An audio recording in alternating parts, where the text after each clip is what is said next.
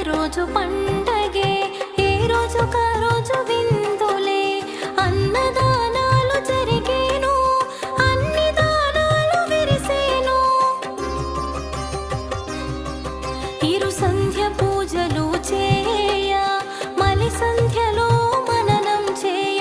నేర్పకనే ఇది నేర్పుతున్నది, సాధనగానే సాగుతున్నది.